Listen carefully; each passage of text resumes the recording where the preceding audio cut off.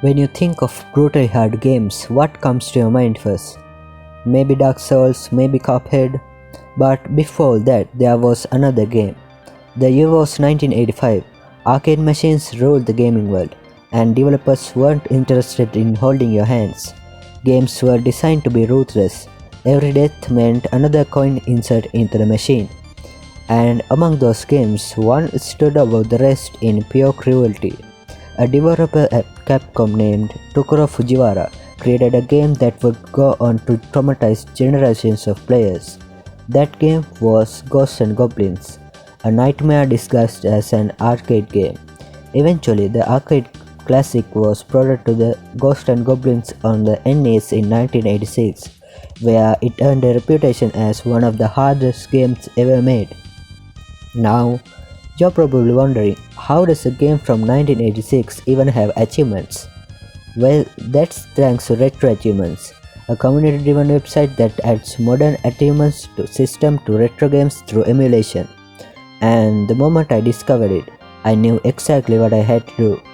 I was going to 100% one of the hardest games ever made. What I didn't know was this journey was going to become pure misery. At the start of the game, we are treated to this cutscene where we play as Arthur, a knight who was probably having the best day of his life until the devil shows up and kidnaps the princess 5 seconds later. So now we have to fight through 6 stages to get her back. The very first enemy we meet is the zombie. They are not too dangerous on their own, but they love spawning right on top of you like you paid rent there. This is also a good time to mention that you die in only 2 hits in this game. One hit and Arthur loses his armor, the second hit and he turns into a pile of bones. Honestly, Arthur is built like wet cardboard. As we move through the first stage, we run into enemies like the green monsters, ravens and flying knights. The ravens are by far the most annoying because they move like they are being controlled by a speedrunner. Along the way, we also pick up 5 weapons, which gives us an achievement. There are 3 more weapons in this game, and every single one has its own achievements as well. And then we meet him, the Red Devil, possibly one of the most annoying enemies in video game history. His attack pattern feels completely random, and half of the time, fight is just praying he jumps somewhere else. I died here multiple times, but eventually I managed to take him down. After that, we head into the forest area filled with ghosts that can spawn directly on top of you because this game clearly hates happiness. Finally, we reach the final boss, the unicorn. And honestly, who looked at this thing and said, yeah, that's definitely a unicorn. But after a long fight, we finally beat him, clear this stage and grab another achievement.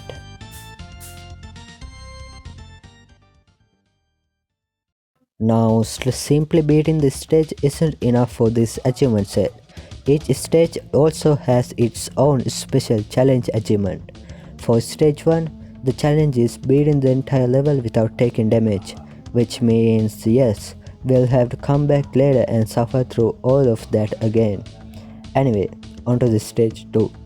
This stage introduced the blue demons, small annoying enemies whose entire purpose is to charge at you and ruin your day. Thankfully, the first half of the stage isn't too bad and we eventually reach the checkpoint. Remember those special achievements I mentioned? Well, stage 2's challenge is reaching the boss without pressing the attack button. Sounds simple, right? Well, it's not. The first half is manageable, but the second half was absolute misery. This section introduces enemies called big men, and since we can't attack, the only option is to jump over them to progress, which sounds easy until you realize this game's controls like Arthur is wearing concrete boots. I died countless times here, but after about an hour and a half of suffering, I finally got past the first big man. Thankfully, there is actually a speedrun strategy here. So here's how this trick works. Once you reach top of the building, you stand in this exact spot and wait for a raven to fly toward you. And you time your jump perfectly to the raven. so the raven hits you mid-air. The knockback pushes Arthur into the ledge to the side, letting us skip the entire next section filled with big men. So for once, taking damage in Ghosts and Goblins is not a mistake. Using this skip, we finally make it to the boss without pressing the attack button and unlock the achievement. The boss of this stage is 2 unicorns. Thankfully, they are not too difficult to deal with, and after beating them, we clear another stage and grab yet another achievement.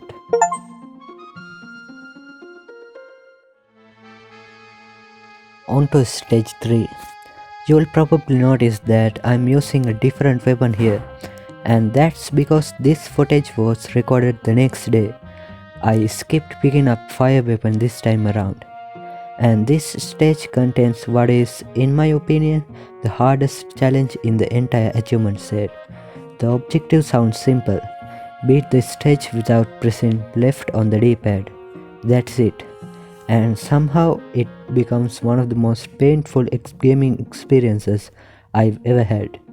The first half of this level honestly isn't too bad. We deal with zombies, bats, and these new tower monsters that can only be damaged during certain moments. Eventually, we make it to the blue-colored area, and this is where the suffering truly begins. Because remember the red devils from earlier? Yeah, they are back, and now we have to get past the 3 of them without pressing left. Getting past the first red devil without taking damage felt almost impossible. I kept trying for hours, and every single time something went wrong. Then when I finally managed to get past him, a forest ghost immediately spawned and hit me out of nowhere. At that point I was mentally entering my villain arc. After a few more failed attempts, I finally gave up and called it a day. The next day I came back for round 2. After hours of trying, I finally got the perfect run. I managed to jump past the first red devil, got hit by the second, which was fine, and climb to the top of section where the third red devil was waiting for me. At that point, I basically stopped using strategy and started using desperation. I just spammed jump and attack like my life depends on it, and somehow it worked. The third red devil died, probably out of confusion. From there, the rest of the stage was actually pretty manageable. We drop down into the next area, crouch in this exact specific spot, and wait for armor to respawn so Arthur can survive one more hit. The fourth red devil immediately smacks me anyways, but it didn't really matter. I had finally reached the boss without pressing left on the D-pad and unlocked the achievement. And honestly, after spending nearly a third of my entire day on this one challenge, I just quit right there.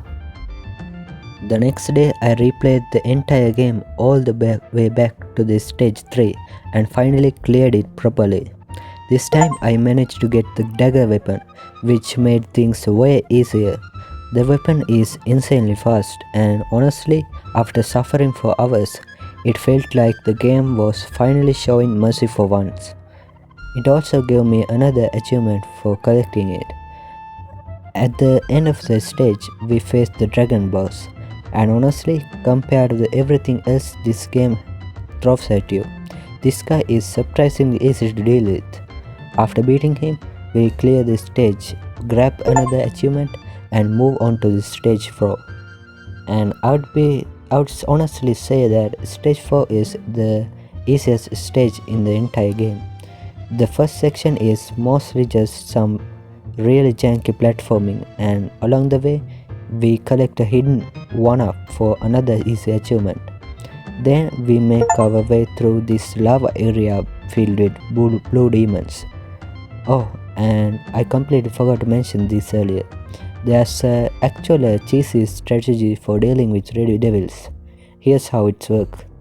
You hit the red devil from really far away, immediately run in the opposite direction, wait a few seconds and just pray the enemy will despawn. And somehow it actually works. So instead of fighting one of the hardest games in gaming history, we basically bully the game's AI into giving up. Using this strategy, I managed to make it all the way to the end of the stage, and waiting for us there is another dragon. We beat the boss, clear the stage, when we unlock 2 achievements at once, one for beating the stage and another for doing it without dying. The next level honestly isn't that hard either. Here we get introduced to a new enemy type, skeletons. These guys just stand around until you get close and then suddenly start jumping everywhere like they drank 5 cups of coffee. During this stage we also get the chance to pick up the axe weapon, which is, in my opinion, is the absolute worst weapon in the entire game. Why? Because for some reason axe barely works against most bosses, which is amazing game design when almost every stage ends with a boss fight. We continue climbing through the stage, going up the ladders, passing more big men along the way. Eventually, we reach the top and come face to face with Satan himself. Ironically, these giant versions of Red Devils are way easier than the normal smaller ones. Seriously, the regular Red Devils fight like they are esports professionals, while Satan himself fights like he just got out of bed. All you really had to do is crouch when he dives down and dodge his projectile, and just like that, we beat the boss pretty easily and unlock the 2 more achievements. One for beating the stage and another for beating it while having more than 1 minute left on the timer. Stage 6 was definitely one of the most frustrating levels on the entire game. Why? Because the special challenge here is beating the whole stage without taking any damage.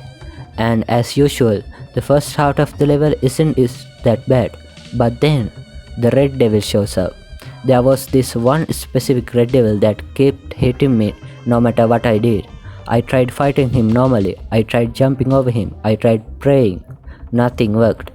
I died here countless times, and every single attempt ended the same way. Pain. Eventually, I completely gave up the challenge, but right when I felt like all hope was lost, I got an idea.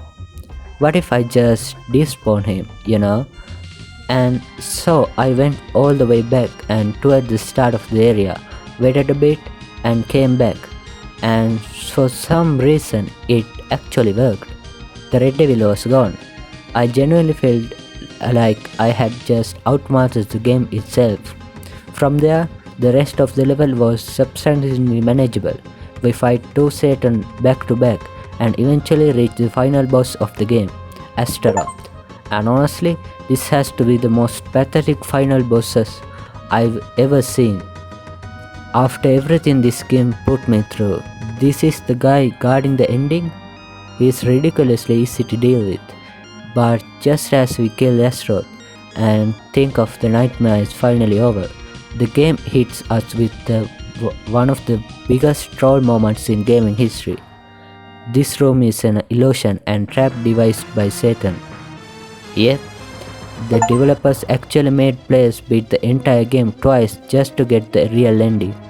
These people were actual villains. But thanks to the power of the editing, we are suddenly back at the Astaroth again. This time we defeat him for the real and finally get the ending. And honestly, it might be one of the most disappointing endings ever made. But wait, we are still not done. Because if you press AB up down, AB left right on this screen, you unlock the game's credit, which means we finally get to see the developers responsible for creating this absolute nightmare of a game. And of course, the game rewards us with even more achievements. One for beating the first quest, one for beating the second quest and finishing the game, and another just for viewing the credits themselves.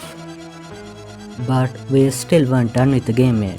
There were still a couple of easy achievements left to clean up, so I'll just throw them on the screen quickly. One achievement was for collecting the axe weapon, and another was for getting turned into a frog by one of these statues. Collecting the shield weapon had its own achievement too. There were also 2 more achievements that I completed using stage select code. Basically, the stage select code is a sequence of button presses on the main menu. that unlocks a level select screen. The first achievement I used this for was beating the Astaroth with the lance weapon. Then I completed the achievement for timing out during fight with Astaroth. And finally, there was the achievement for completing the stage 6 without the shield weapon. Because if you don't collect the shield in stage 6, the game actually sends you all the way back to the stage 5. I also went back and replayed the first stage without taking damage to finally get the achievement done as well. And then there was one final challenge, beating the entire game without using the dagger, which meant I had to go through all of suffering again, but without the one weapon that actually made life bearable. And somehow, I actually did it. Finally, after all deaths, rage, suffering, red devils, and emotional damage, I had done it. I mastered Ghosts and Goblins. And now that's it's all over, I'm never touching this cursed game again. At least until I randomly decided to replay it in 6 months. But seriously, if you made it this far into the video, I really appreciate it. Consider liking and subscribing because it genuinely helps the channel a lot. And until next time, goodbye.